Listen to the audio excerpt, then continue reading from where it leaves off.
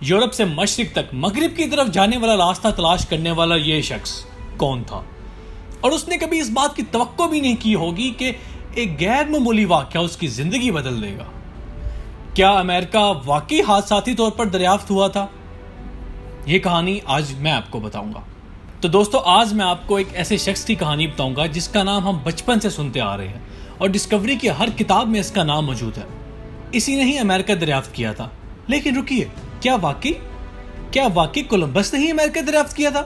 میں ہوں طلعت چودھری اور آپ دیکھ رہے ہیں الگوزو۔ اس ویڈیو کے آغاز میں لازمی چاہوں گا کہ آپ ہمارا یوٹیوب چینل لازمی سبسکرائب کریں تاکہ ہم اس کام کو مزید بہتر سے بہتر بنا سکیں۔ اس کی دریافت نے ایج آف ایکسپلوریشن اور کولونائزیشن کا افتتاح کیا۔ اس نے یورپ کی عوام کو اپنی بڑھتی آبادی کا حل کے لیے نئے براعظموں کا بتایا، جہاں معدنی دولت اور خام مال کا بہت بڑا ذریعہ آباد تھا، جس نے یورپ کی اکانومی کو بدلا۔ طویل عرصے میں مغرب میں کئی قومیں آباد ہوئیں جو ہندوستانی عوام سے بالکل مختلف تھیں۔ کولمبس 1451 میں اٹلی کے شہر جنوا میں پیدا ہوا۔ جب وہ بڑا ہوا تو وہ جہاز کا کپتان اور ہنرمند نیویگیٹر بنا۔ بالآخر اس کو یقین ہو گیا کہ اٹلانٹک اوشن کے اس پار مغرب کی طرف سفر کر کے مشرقی ایشیا کا راستہ ڈھونڈا جا سکتا ہے، اور وہ بہت پرعزم تھا۔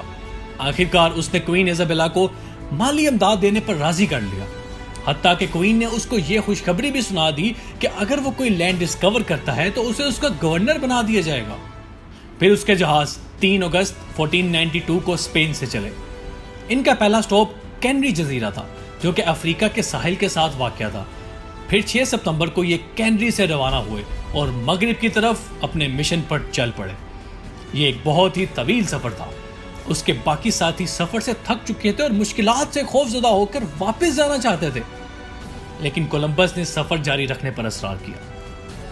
اور پھر 12 اکتوبر 1492 میں اس نے ایک نئی زمین کا نظارہ کیا، اور جب وہ اگلے سال اسپین واپس آیا تو اسے بہت سے انعامات اور اعزازات کے ساتھ نوازا گیا۔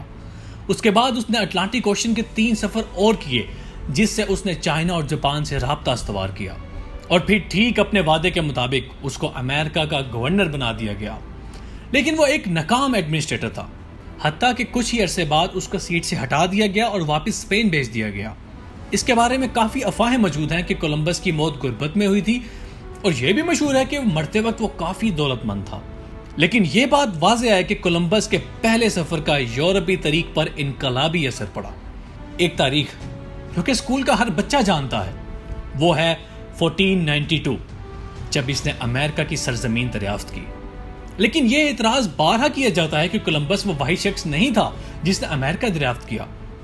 اس سے پہلے کئی یورپین جیسے وائکنگز، ایرکسن یہ کر چکے تھے، لیکن کولمبس ہی کو پھر اس کا کریڈٹ کیوں دیا جاتا ہے؟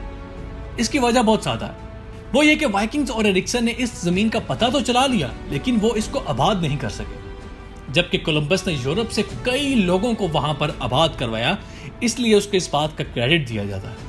کولمبس کا کردار اتنا قابل تعریف نہیں تھا۔ وہ ایک لالچی شخص تھا، اور وہ ہندوستانیوں سے نفرت کرتا تھا اور ان کو سخت سزائیں بھی دیتا تھا۔